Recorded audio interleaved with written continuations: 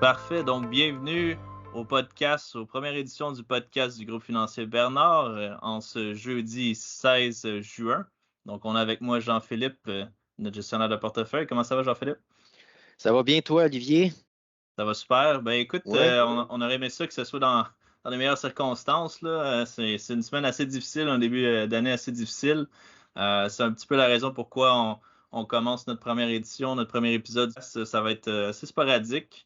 On n'a pas une séquence prévue, mais on croyait que c'était assez important de laisser savoir nos clients, puis évidemment toutes les personnes de l'audience là, qui pourraient être intéressées à nous entendre, à Oui. savoir qu'est-ce qui se passe sur les marchés précisément, puis qu'est-ce que toi tu vois Oui, qui bien, en s'en vient. fait, merci Olivier. Effectivement, c'est une nouvelle formule qu'on essaie aujourd'hui. Puis, je pense qu'effectivement, que la volatilité des marchés, là, on va adresser la situation en expliquant un peu notre point de vue par rapport à ce qui se passe actuellement sur les marchés financiers. Donc, vous avez probablement tous les clients, tous les investisseurs, en fait, vivent plus ou moins la même chose, c'est que c'est des volatilités extrêmes qu'on connaît depuis le début de l'année. Et puis, curieusement, ben, c'est les clients qui sont les plus prudents, qui ont en fait la portion de revenus fixes la plus élevée. Donc, ceux qui ont la partie défensive du portefeuille, là, ceux qui ont des grosses pondérations dans la partie défensive, ben, c'est eux qui souffrent le plus depuis un an. Pourquoi tout ça se produit? Ben, en fait, c'est pas compliqué. On lit souvent les nouvelles, on en entend parler maintenant pratiquement quotidiennement. L'inflation est vraiment imprégnée dans le système. Les prix explosent et évidemment, les marchés financiers ne sont pas dupes, lisent les mêmes choses que vous lisez, mais les marchés financiers également anticipent d'avance un peu ce qu'il pourrait se produire par rapport à ça. Et bien, cette anticipation-là s'est amorcée évidemment pas maintenant, mais il y a déjà quelques mois. Et le marché boursier, le marché obligataire avait déjà bien lu que ces taux-là, les taux d'intérêt pourraient monter et on le vit maintenant. Donc, lorsque les taux montent, évidemment, les cours des obligations subissent un revers, c'est-à-dire que les obligations vont en mouvement inverse avec la direction des taux d'intérêt. Et c'est ce qu'on voit en ce moment. Donc, les reculs sont prononcés. Si on regarde, par exemple, depuis le début de l'année, là, OK, là, je vais donner les rendements à date d'aujourd'hui des différents indices. OK? Alors, tenez-vous bien, là, depuis le début de l'année, les revenus fixes, donc la partie défensive, là, ce qui est supposé protéger le portefeuille est à moins 14 donc c'est énorme. Un an, les revenus fixes, moins 13 donc il n'y a pas eu grande protection là, on le voit. À l'autre spectre, quand on va à l'autre bout, donc dans le risque, c'est-à-dire 100 actions, donc les indices d'action, indice d'action, ce que c'est, ben, en fait, c'est que vous avez là-dedans le S&P 500, vous avez le MSCI Monde, vous avez les actions internationales, le MSCI Monde, ça va ensemble, et les actions canadiennes. Donc, je vous dirais à peu près un tiers dans chaque. Là. Depuis le début de l'année, moins 15, et puis depuis un an, on est à moins 8.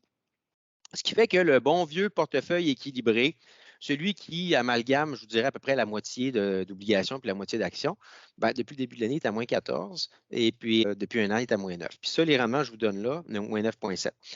Les rendements que je vous donne là sont bruts. Fait que c'est sûr, s'il y a des honoraires, des frais de gestion qui s'ajoutent en dessus de ça, ben, ça soustrait encore plus. Fait que bref, c'est très difficile. Ça fait longtemps qu'on n'a pas vu ce genre de recul-là. Bon, qu'est-ce que l'investisseur fait dans ce temps-là?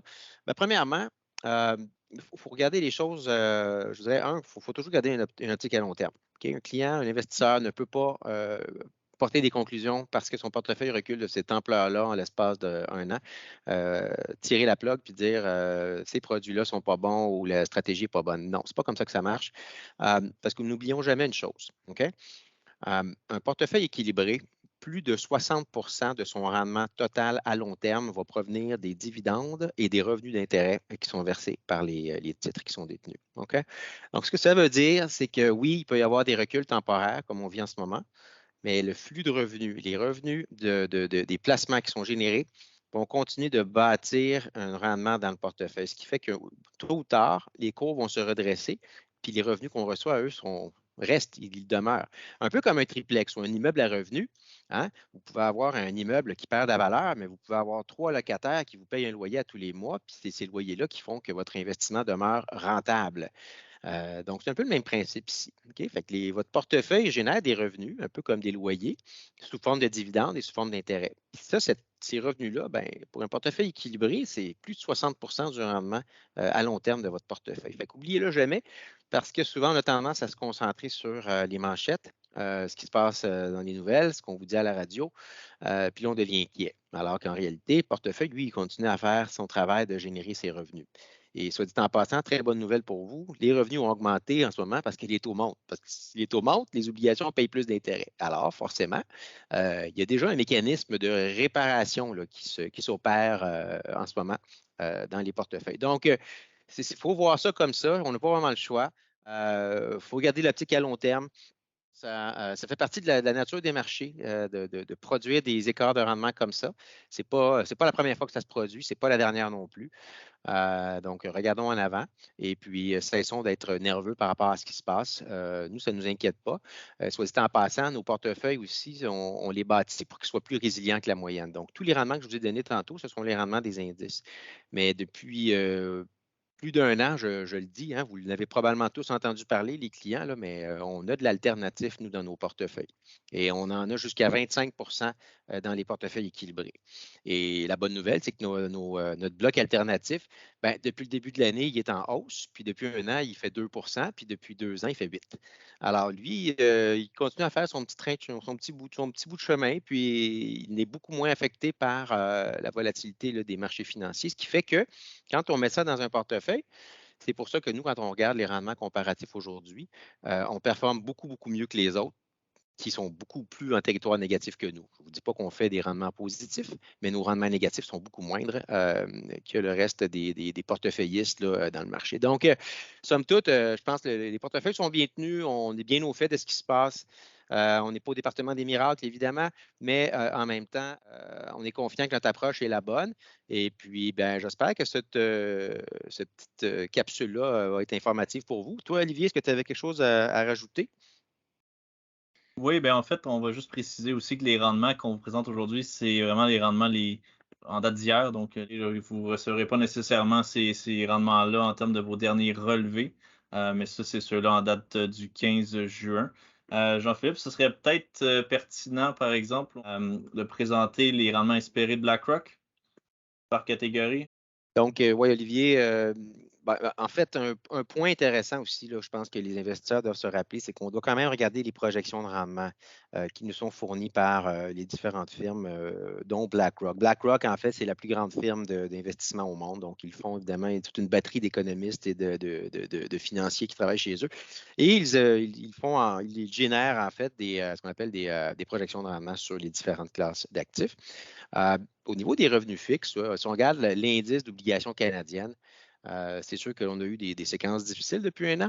Par contre, quand on regarde en avant, ce que nous dit l'indice aujourd'hui, c'est que selon le prix qu'on paye pour nos obligations et les coupons d'intérêt qu'on va recevoir, bien, le rendement anticipé est à peu près de 4 pour les 7 prochaines années. Donc, 4 par année, c'est le rendement anticipé sur l'indice obligataire canadien. Donc, beaucoup plus rassurant d'entendre ça que de regarder ce qui s'est passé depuis un an dans son portefeuille là, au niveau des revenus fixes. Et concernant les actions américaines, si on regarde les actions américaines, ce qui est beaucoup, je dirais, le baromètre des actions mondiales, là, canadien, international, on peut dire là, que c'est pas mal autour de ça que ça va tourner. On anticipe autour de 6,9 de rendement. Là, ça, c'était en avril. Aujourd'hui, le fait que les cours aient baissé davantage, probablement que les espérances sont un peu plus élevées.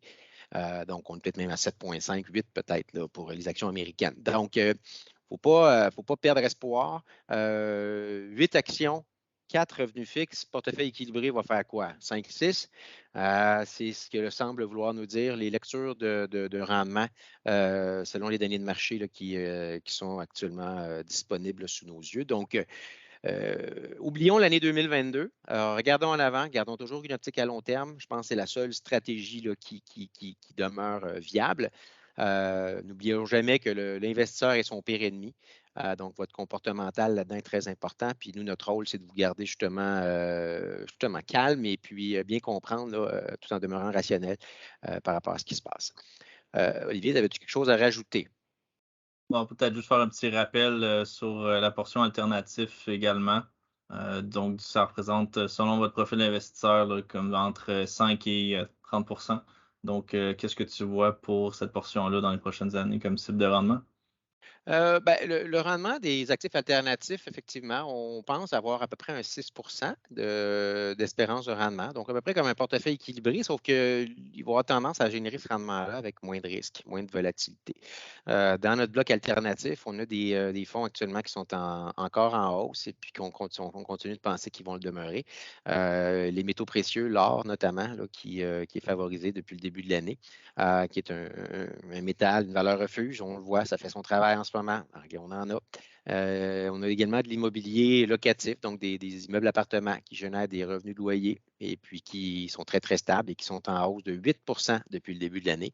Alors, ça également, on en a. Puis on a des fonds de couverture, un petit peu, des fonds de couverture qui sont, comme je dirais, c'est un genre de stratégie qui fait pas mal un rendement toujours positif, nonobstant là, des situations de marché. Donc, c'est pour ça que notre bloc alternatif est beaucoup plus résilient là, que le reste du portefeuille dans le moment actuel. Parfait. Donc, en Ouais. espérant, écoute, que ça réponde à quelques questions que nos clients puis les auditeurs puissent avoir. Si vous avez des questions, écoutez, n'hésitez pas à nous communiquer par courriel. Donc, le podcast va être présenté au niveau des balados sur Spotify et tous les autres balados connus. On va également poster un link sur notre page web. Comme ça va être accessible pour tout le monde.